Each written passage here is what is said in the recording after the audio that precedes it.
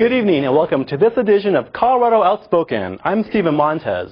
On tonight's program, we'll get you caught up what's been happening in the GLBT community, around the world, and also right here in our own backyard. But our focus tonight is on one of the tragedies that affect our community and the straight community as well, homelessness. For many reasons, including economics and intolerance, a number of GLBT people have no homes and are forced to live on the streets. Fawn takes a look at the issue. Imagine not knowing where your next meal is coming from, or if you're going to be lucky enough to find shelter for the night.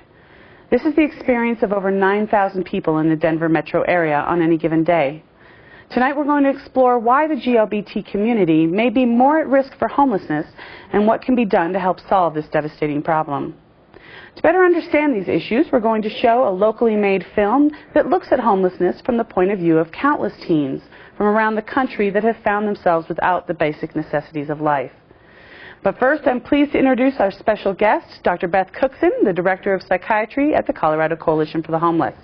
Dr. Cookson has added qualification in addiction psychiatry and specializes in the treatment of severe mental illnesses. Welcome, Beth, and I'm glad you could join us. Thank you. Well, first off, let's just talk about why is anybody homeless? I mean, gays and lesbians aren't aliens. We are just like anybody else. What causes people to be in this situation? One of the main issues is the price of housing. Housing prices have gone up and wages haven't kept up with them. Estimates are that someone earning a minimum wage might have to work 100 hours a week in order to rent a single-person apartment. You'd have to find a job that would give you that many hours as well. Never mind not sleep. Exactly. So the price of housing is certainly an issue, as well as low wages. When people then lose work, they have an increased risk of losing their place to live. Health issues and the cost of medical crises are a big reason people are unable to pay their bills and get evicted. Certainly the lack of available health insurance contributes to that. People's substance problems may lead to them losing their housing. People who have done time in prison and have felony records may not be eligible for housing. Well, those are some of the big issues. And a host of other, a variety of other issues, sure. So do you think that these factors are obviously fairly universal? Is there something that increases the risk of homelessness or increases the problems that these issues cause for GLBT community?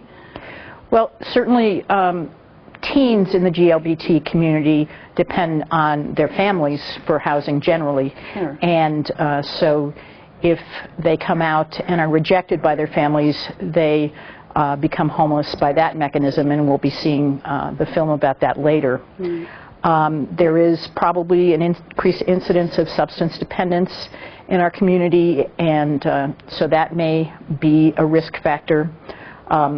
Violence in relationships is a risk factor for homelessness in any community. And well, let's talk about that for a second. Because some people will say, or some people believe, that domestic violence really doesn't happen in the GLBT community. That again, some people believe that lesbians don't wear lipstick. I mean, that's true too, and I prove that wrong every day. Are gays and lesbians just as likely to encounter both violence in the home and violence outside the home? Probably more likely to encounter violence outside the home. Mm-hmm. As we've heard about in terms of coverage of hate crimes. Mm-hmm. There are not good statistics about domestic violence, but there's no reason to think that the incidence wouldn't be at least as high. And again, if drugs or alcohol are involved, that increases any couple's risk for violence. Right. Well, what are some of the other factors that would be increased for gay and lesbian folks? Since many people don't have access to health insurance through domestic partner mm-hmm. Insurance, the issue of being uninsured, the issue of having a medical crisis and becoming poor all of a sudden is probably increased as well. So if someone doesn't have insurance, let's say, and is having a medical crisis, they may lose time at work. They may even lose their jobs due to this medical crisis. Is that correct? Yes. And so if I don't have insurance, or my partner can't provide the insurance for me, what would happen? I mean, can I get help? What would happen at that point? It would depend on what kind of illness you had, how long it lasts. Mm-hmm. But for many people, perhaps in an accident, they have a major medical bill, they go to a collection agency, they have no extra funds to pay the rent. They perhaps have to go into bankruptcy, but again, they have lost a significant amount of time and money from work.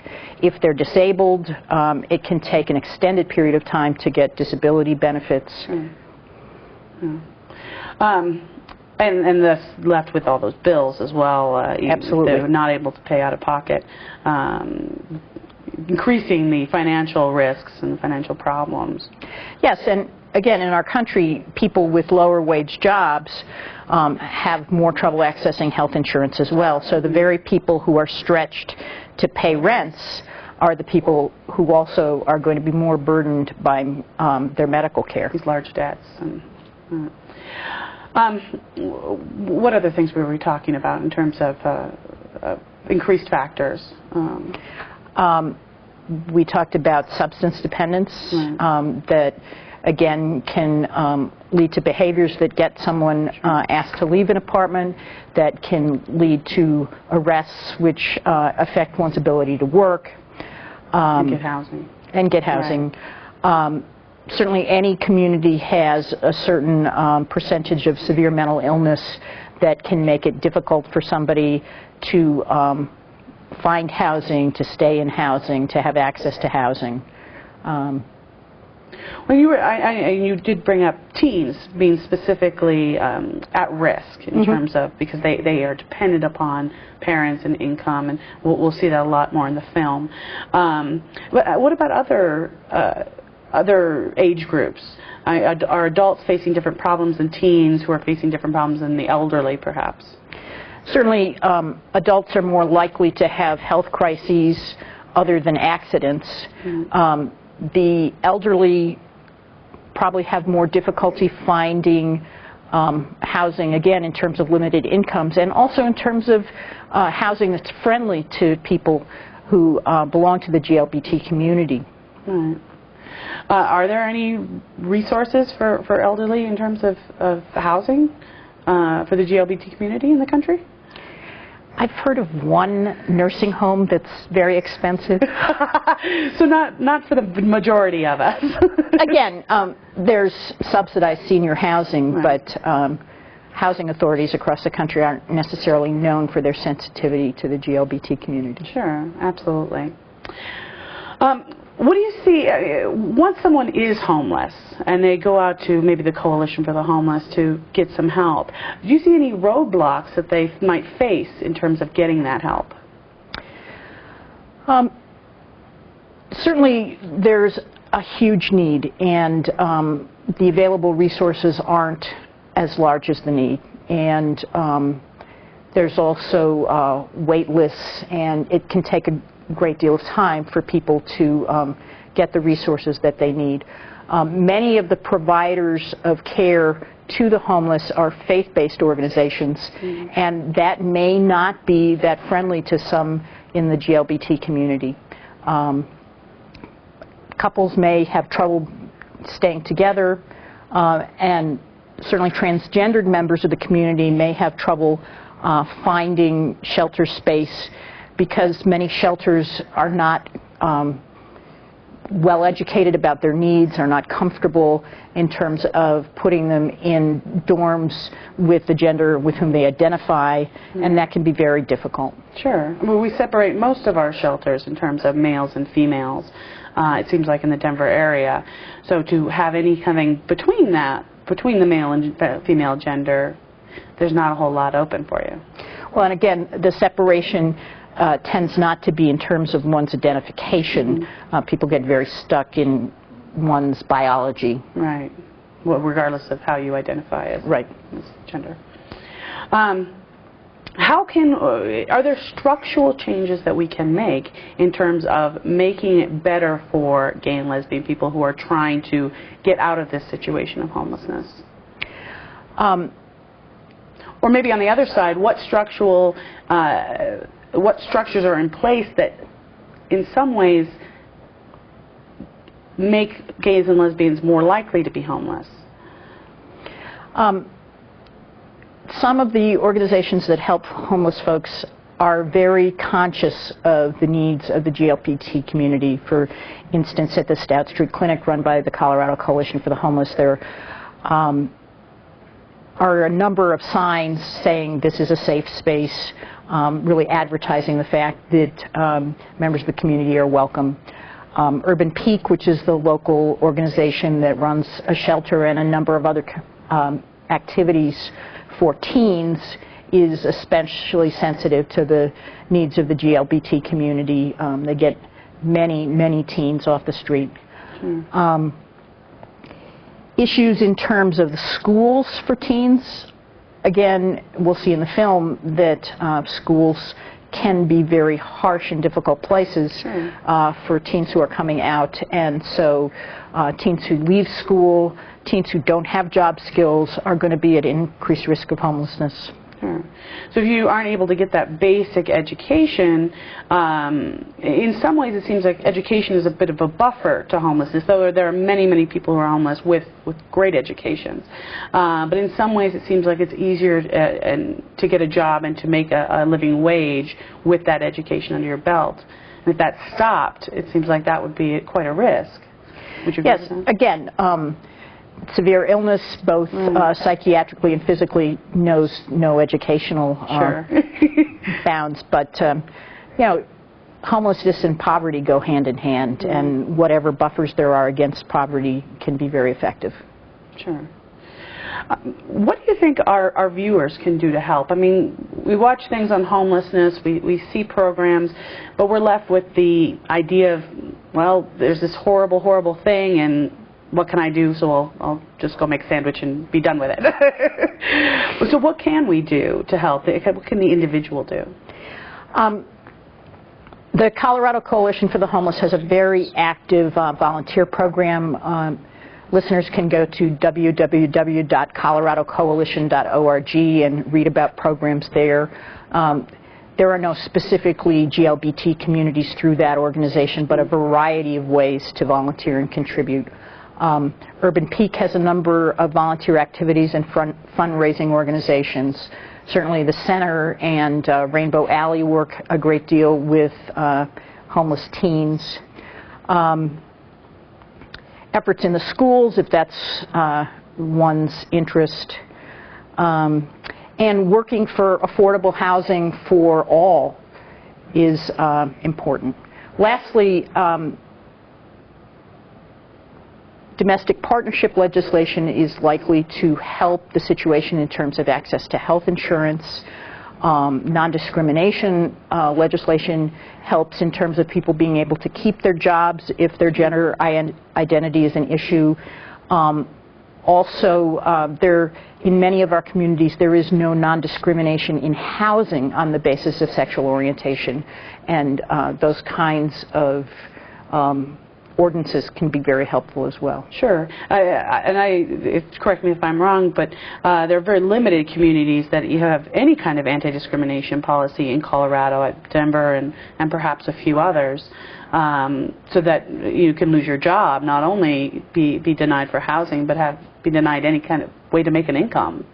Yes, and some corporations and municipalities have non-discrimination clauses and protections and have domestic partner benefits, but it's the exception rather than the rule. Right. How do you think the coalition is doing in terms of working with GLBT community? In general, pretty well. There are a number of members of the community who work there, and I think the organization is very well educated in terms of some of the needs. Sure. But it's also a large organization, and I think issues in terms of what federal grants pay for what programs can be limiting at times as well. Sure. Always limited by the government. Yeah, I haven't heard any programs for lesbian mothers who are homeless and have 4-year-olds, for instance. That would be very specific, but a good program. Is there a lot of resources specifically out there for gays and lesbians or transgender? It depends on the city. There are some counseling resources available in Denver. Again, I don't know of any specific housing resource for the GLBT community. There may be one, but I'm not aware of it. Certainly, homelessness is a problem in rural areas as well, and there are fewer culture-sensitive resources in many rural areas. Some other cities bigger than Denver do have larger resources and more specific kinds of organizations. Sure. Would you say that it's harder in rural areas for gays and lesbians in general, but especially in terms of if something happens where they find themselves without shelter, without resources, do you feel like it's harder in rural areas for those people?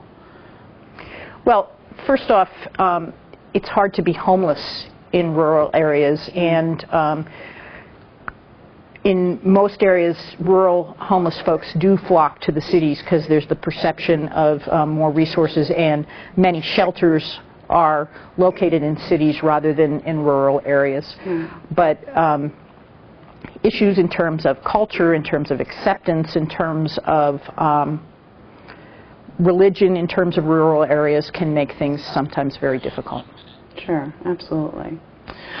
One thing that does work in our community is housing resources through the Colorado AIDS Project. They have been very effective in getting housing for people who have HIV and AIDS and either have to move because of access issues and disability issues, or lose their housing and are homeless. And so that's one resource that does work well. Sure, and it seems like HIV has really galvanized the gay and lesbian community, the GLBT community, to the point where we are taking care of that specific population, though we don't maybe have the resources for GLBT with cancer or GLBT with diabetes. But it seems like politically we've drawn enough attention to that issue where we are getting help. Would you agree with that? Again, there are always more people who are infected, and there's always a larger need, but sure, that has been identified and been a very key organizing area. And organizing around substance dependence issues or around mental illness issues or around poverty issues is a little more difficult. Yeah. But we are seeing things like AA meetings that are specific for gays and lesbians, is that correct? Yes. Yeah. So we are seeing some areas that are specifically geared towards the special needs of perhaps some of our community. Yes, and certainly in the for-profit sector there have been a number of treatment programs for gays and lesbians with substance dependence. Again, the standard of care tends to be somewhat different in the not-for-profit sector in terms of care for those who don't have money or who are uninsured. Sure, absolutely. Well, it's good to know that there are some success stories. Well, I'd like to thank you very much for talking to us tonight, Dr. Cookson, and I hope to see you on the show some other time. My pleasure. Thank you very much. Thank you. Well, up next is Out in the Cold, an in-depth look at homeless gay youth in Denver, LA, and the Heartland. And remember that only you can be part of the solution, so get out there and make a difference.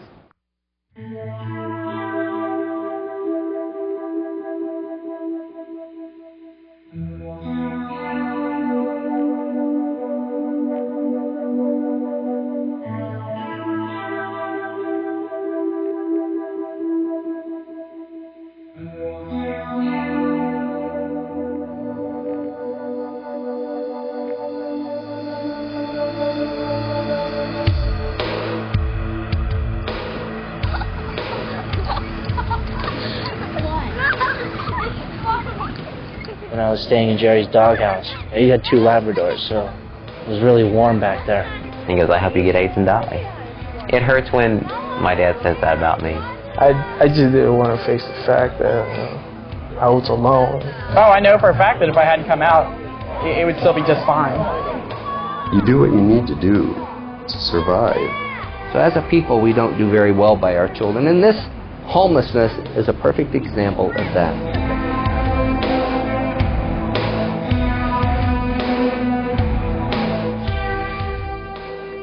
In America today, 1.3 million youth are condemned by their families and communities, silently sentenced to homelessness and despair. Every day, 13 will die, while others will struggle to survive in unimaginable conditions. Over 500,000 of them are gay. Having done nothing but come out of the closet, they were thrown away by their parents and forced out in the cold.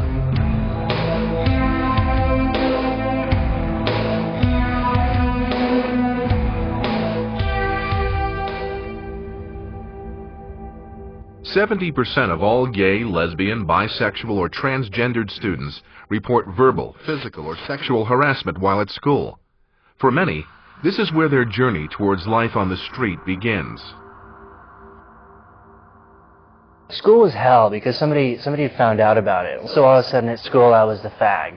And that pretty much soured me on school for the rest of my school experience. And at junior high they told me I could graduate, I could go on to high school if I didn't show up at the graduation ceremony. It's just that, you know, every single day is different. It's what makes me a little scared. I mean, you got your schedule of classes, but you never know what's going to happen in between the classes or in the classes. You can't ever expect to know how a day is going to go, and you could get made fun of, you could get spit on, you could, get something thrown at you in the lunchroom, you could, meet a great person and have a really good day. You never know what to expect. You kind of just have to be ready for whatever it's going to throw at you. The harassment in schools is phenomenal, and the top three, a local school just did a survey last year looking at why kids are harassed. And what's the most common, I guess what's the most common harassment. And the top three were religion, body shape and size, and sexual orientation. Not specifically in those orders, but hearing faggot, queer, homo, dyke in the hallways is a common every minute experience in a high school. And if you're experiencing coming out and the lessons that you get in school is queer, homo, faggot, dyke, that equals bad, and I'm not bad, so am I not that? Or I am that, so I am bad? Why would you want to stay in that environment? The first time that I was gay bashed, I was walking home from school with my books in my hands, going through a park, and I was jumped by 3 older guys that held down my arms and continuously punched me in the stomach and called me a faggot. And I was in 3rd grade. School was just horrible. I remember having ulcers and diarrhea, and I'd throw up before school, and I could not go to school. Just could not going to school was just out of the question, and it was just miserable for me. I think going to school fucked me up in the head because kids were so mean to me.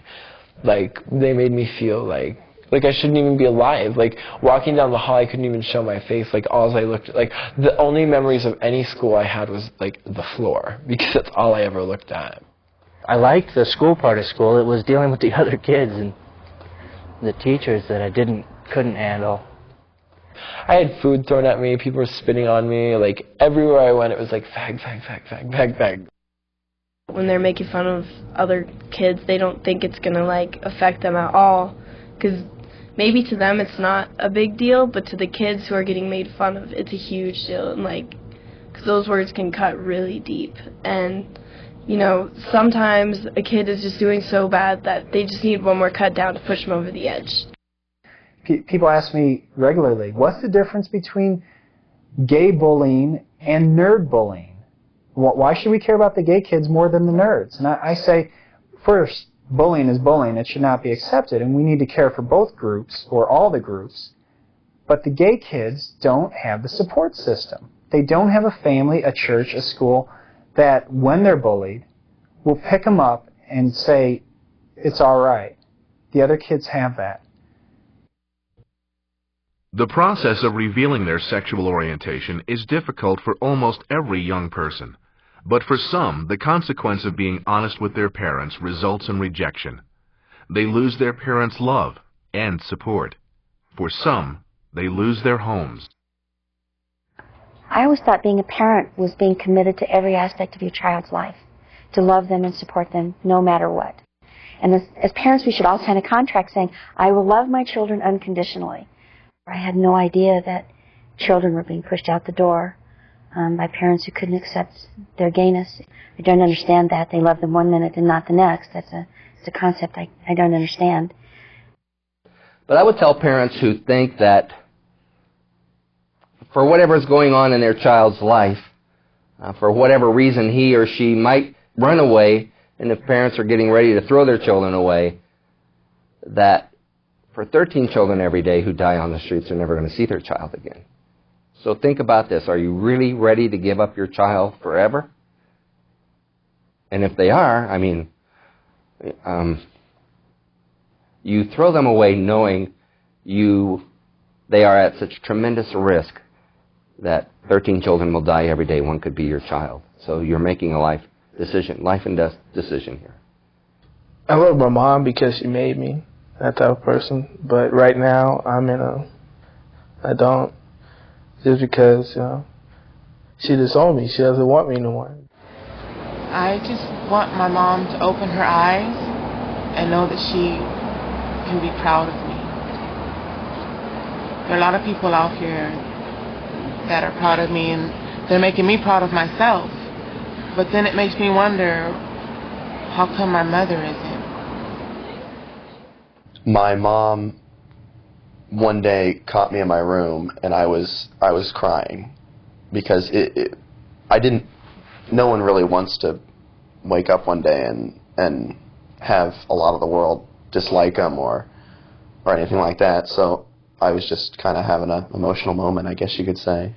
And, well, my mom came in and asked me why I was crying, and I said I couldn't tell her. And then she asked me if, the first question that she asked me was if I had killed anybody.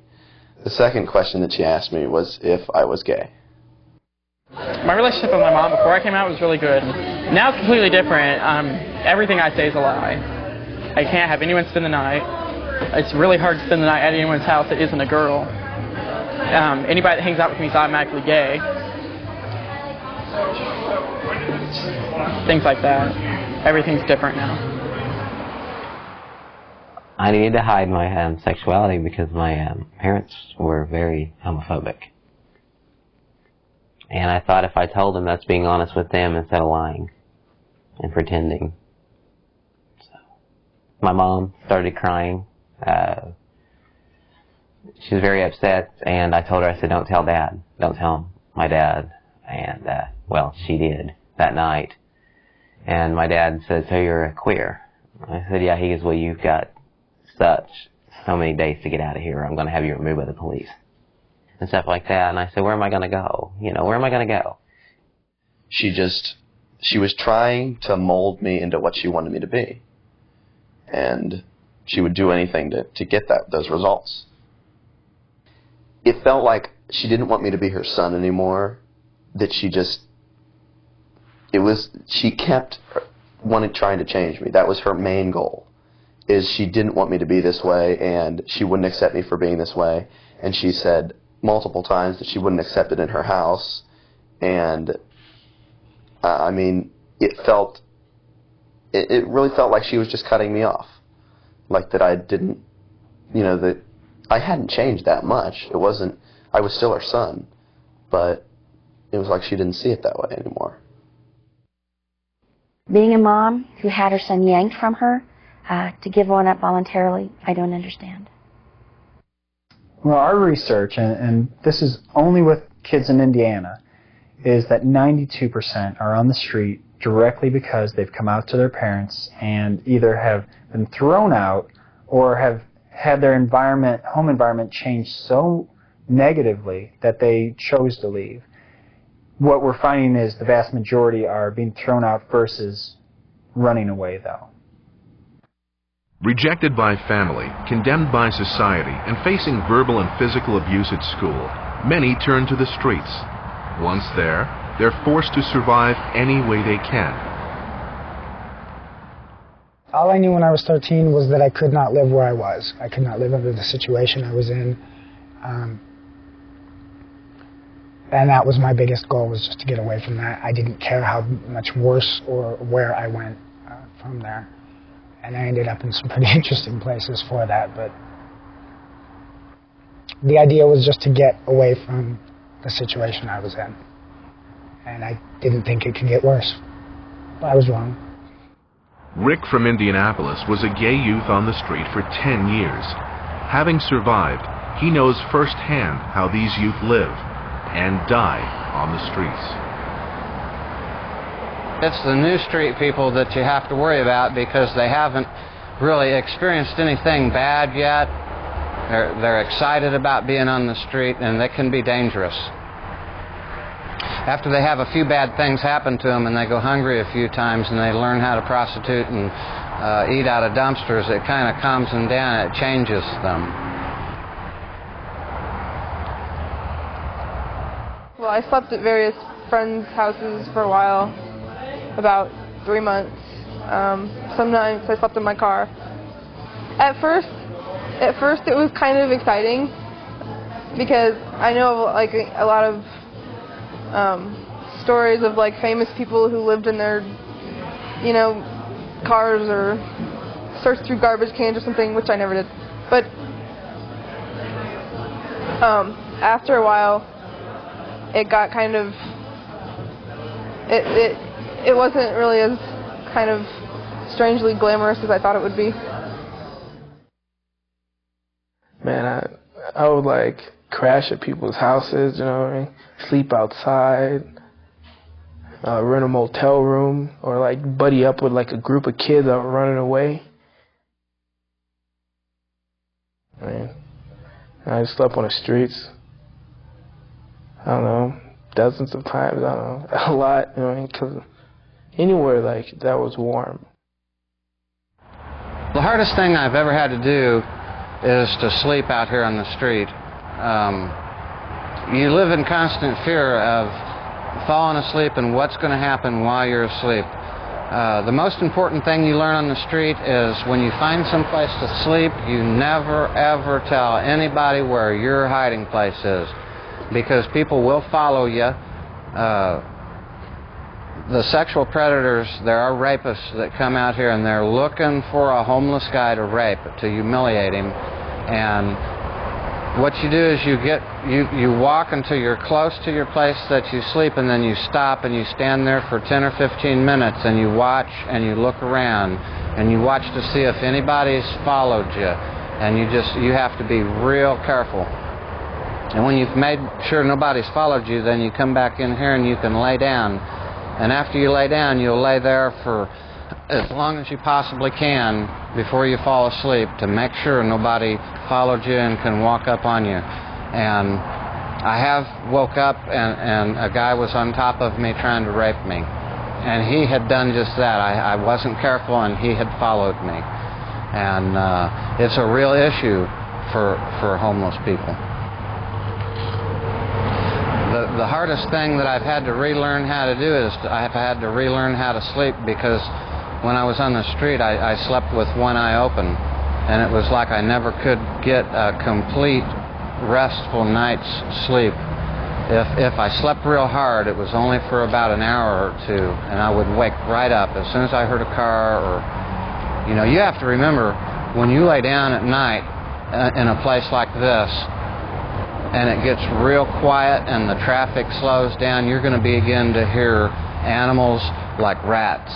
You're going to begin to hear rats over there eating something and milling about, and you'll begin to think about the rats crawling on you while you're asleep, and snakes and cockroaches and spiders, and it's the real deal. Usually the harder core ones, the more independent homeless people, will stay out all winter. By the time they get to where they're sleeping like this, there's something about the ego and the way a person's mind works. Here's a bed here, and in the wintertime they'll make an igloo out of this. They'll take they'll take a plastic tarp or a canvas tarp and throw it over the top of these bushes and let it snow on top of the tarp until the snow packs it down on the bushes, and then they'll hollow out underneath the bushes and make enough room in there to slide a mattress in, and 2 of them will be sleeping in a little igloo. And they'll sleep out here all winter, even when it gets 20 below zero. I think the most lonely thing that I've ever done is to lay my head down out in the woods like this by myself and go to sleep, you know, angry at my family and angry at my parents.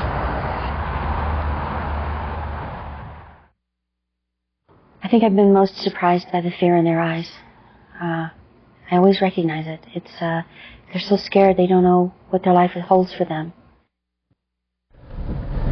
When gay kids' parents don't accept that they're gay, or even if they accept that they're gay but they don't like it, kids are pretty smart, you know, and they can sense that. And if they don't get love from their parents, they'll get it from the gangbangers. You know, what I'm saying is if we don't raise our kids, somebody else will. You know, the gangbangers will be glad to raise our kids. You know, and the pimps out here on the street, they would love, and the crack addicts, they would love to have our kids. I think they're desperate for love, and it's killing them.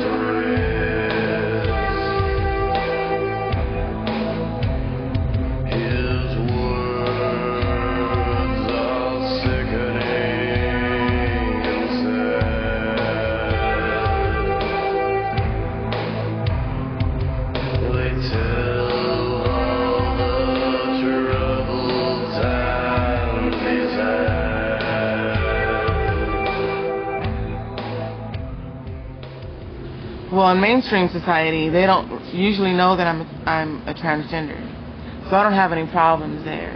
Yeah, she told me right away. It didn't matter. I saw her for who she was inside. We've just been staying on the streets out here in West Hollywood because it's like the safest place. There's more money. There's a lot better people. People are more down to earth, willing to help you out if you're a good person. My average day is waking up, usually when the sun hits me, about 9 o'clock in the morning. I go to either the Abbey, because there's nobody there, and wash up, or the sheriff's station, to the public restroom.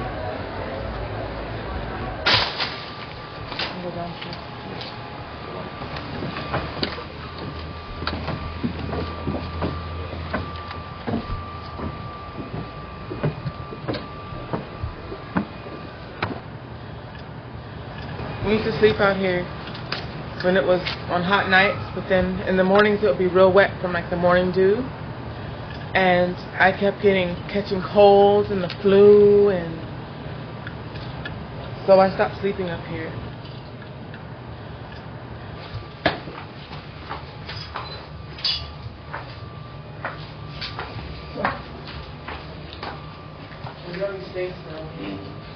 No. This is where we used to stay. Our tent used to sit right here. Until we had a problem, we got into a fight one night, and that's why there's dog food all over the ground. We got into a fight with somebody to stay here with. So. Maybe there's someone upstairs. It's a mess down here. They told us this about it. Yeah, they did.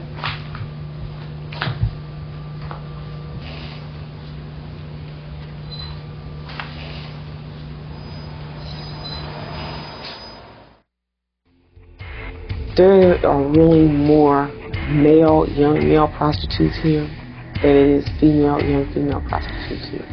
And they do that to have a place to live, a place to sleep, and for food. You can get involved in prostitution, or you can sell drugs, or you can beg for money, or you can rip people off and go sell their things. I think Most of our kids look at prostitution as a victimless crime almost, not realizing they are the victim themselves. They look at it like, of all the things that I could possibly do, I'm not hurting anyone here. So what would you do to survive? Stanford University said within 48 hours of leaving home, 42% of all our kids become involved in prostitution. What would you do to survive? My body had been taken away from me years and years ago without my choice.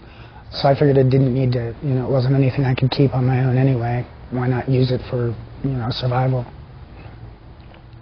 It hurt. It probably destroyed another little piece of my sanity that I don't think I ever had to begin with, so.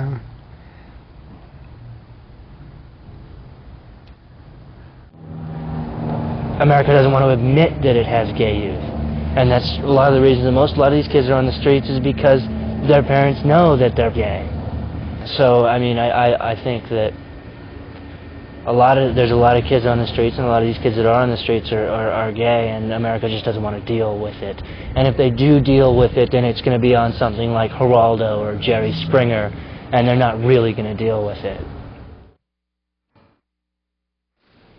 I remember telling my pastor I was having feelings. I went out to the office. He goes, "What would you like to talk to me about?" I said, I think I'm gay." He goes, "You're what?" I said, "I think I'm gay." And he said, he goes, "We need to take you down the altar and exorcise you of your homosexual demons." And I said, "No." I said, "I felt this way for a long time."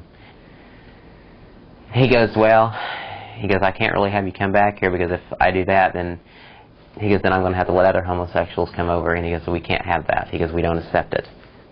He goes, "It's wrong, and you'll all go to hell and pay for it." My grandmother, Betty, still went over there for a while. Pastor started sending her letters. He was giving her a lot of hell for me. He goes, "I don't think he needs to be living there. That don't look good on you or the Pentecostal religion, because you're accepting homosexuality." She goes, "Well, that's my grandson, and I love him, and I'm sorry he's staying."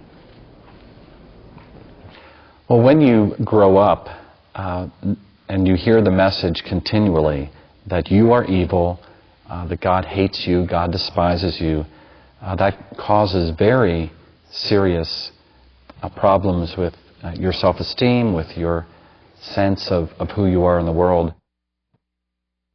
We should be finding better ways to educate the general public about homeless and street kids. More people should be involved in this. If this was a virus or some disease that we were losing 13 children every day, doctors and scientists would be looking at this. Well, we need those same doctors and scientists looking at why our children are leaving home and dying on the streets. We say silly things, We say things like, "This is one of the kids who fell through the crack." And then I would submit to you, 1.3 million children fell through this crack. What are we doing about fixing it? What are we doing about repairing it? And yet when we say that, we say it like, oh yeah, well, that's okay then. That always amazes me when I hear someone say, "Well, this is one of those kids who fell through the crack." Because it's like, and we're not going to do anything else now. That's the end of that. That's okay. We have to stand up and start saying, it isn't okay.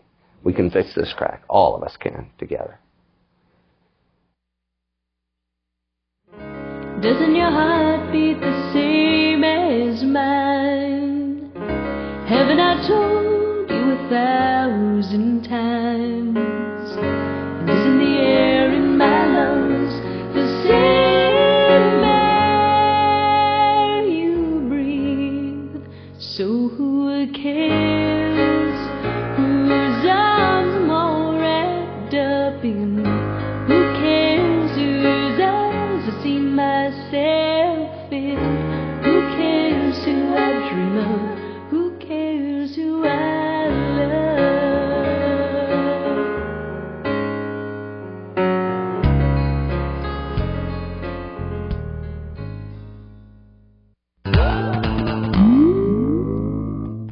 In today's world, there's always something happening important to the GLBT community. Here's Rick Miller to keep us current. Democratic National Committee Chairman Howard Dean angered LGBT activists by misrepresenting the party's position on marriage rights for gays and lesbians during an interview on Christian Broadcasting Network News. The Democratic Party platform from 2004 says that marriage is between a man and a woman. That's what it says, Dean said on the program.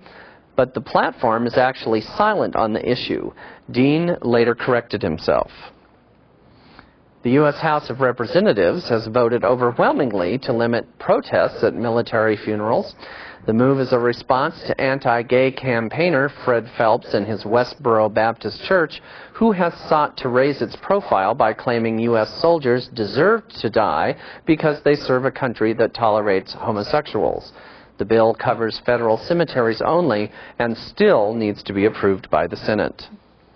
In related news, the American Civil Liberties Union will fight a Kentucky law designed to restrict protests at military funerals.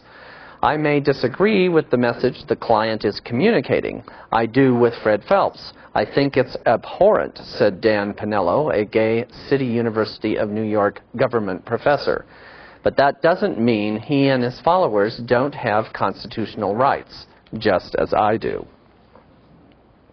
A Washington state lesbian can pursue parental rights for a child she helped raise with her partner after the U.S. Supreme Court let stand a state high court ruling in her favor. The Supreme Court, without comment, turned down the appeal by the 11-year-old girl's biological mother, meaning the non-biological parent, Sue Ellen Carvin, can seek to establish rights as a de facto parent. According to a story in the New York Times, James Dobson and other top Christian conservatives are threatening to sit out the midterm elections unless President George W. Bush and congressional Republicans take a stronger stand on social issues, including same-sex marriage, obscenity, and abortion. There is a growing feeling among conservatives that the only way to cure the problem is for Republicans to lose the congressional elections this fall, said Richard Vigueri, a conservative direct mail activist. A judge has struck down Georgia's ban on same-sex marriages, saying a measure overwhelmingly approved by voters in 2004 violated a provision of the state constitution that limits ballot questions to a single subject. The ruling by Fulton County Superior Court Judge Constance C. Russell had been eagerly awaited by gay rights supporters who filed the court challenge in November 2004, soon after the constitutional ban was approved. Russell said the state's voters must first decide whether same-sex relationships should have any legal status before they can be asked to decide whether same-sex marriages should be banned.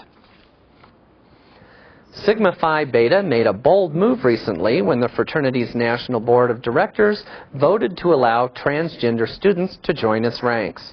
The new policy allows any individual who identifies as male, regardless of the legal recognition of their gender, to seek membership in Sigma Phi Beta.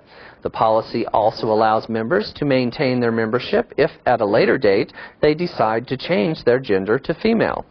Sigma Phi Beta's decision to welcome transgender fraternity members is in direct fulfillment of the Greek life values of self-determination, self-actualization, and brotherhood, said transgender activist, educator, and author Jameson Green. The inclusion of gay and transgender students in the fraternity system ensures the formative experience of true brotherhood. Canto Spiritus will perform their spring concert, Voice Dances, on Saturday, June 3rd at 7:30 p.m. at Unity Church of Denver, 3021 South University Boulevard. The first half features music from Swedish vocal jazz ensemble, The Real Group, and new music from award-winning composer James Seiler and accompanist Tammy Mice. The second half includes music from Carole King and the Carpenters and closes with a great set of Beatles tunes arranged in different musical genres. Canto Spiritus is giving 5 pairs of tickets away to Colorado Outspoken viewers, so if you would like tickets to see this performance, just give us a call at 303-861-0829 and be caller number 6 through 10. You can learn more about Canto Spiritus at their website, www.cantospiritus.org. Until next time, this is Rick Miller for Colorado Outspoken. Now that Rick's given us a bigger picture, let's take a look at what's going on a little closer to home. Here's a bulletin board of events and organizations that you ought to know about.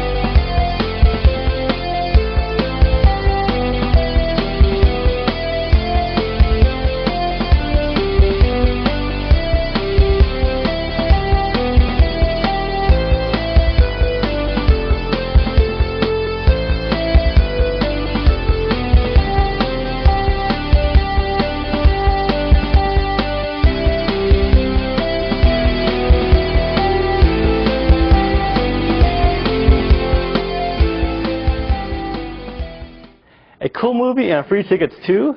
Can it get any better? Our feature movie this time is The Lost City. It's about a nightclub owner in Havana, Cuba before Castro's takeover. We'll tell you how to grab some free tickets right after this.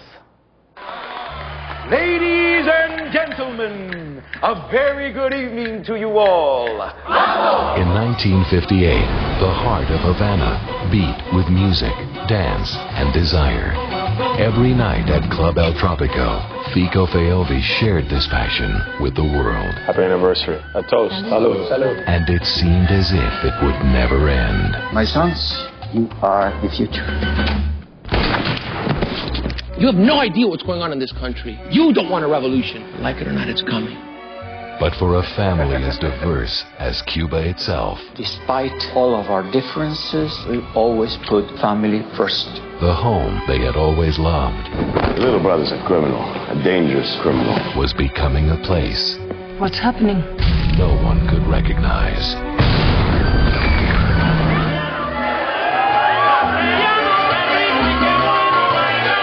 El Tropico is a place of music. Knowing my business, Mr. Feobi, we have friends and we have enemies, but we don't have acquaintances. Your mother and I, we think you should be leaving the country. May I offer a serious thought? No. The house is being attacked.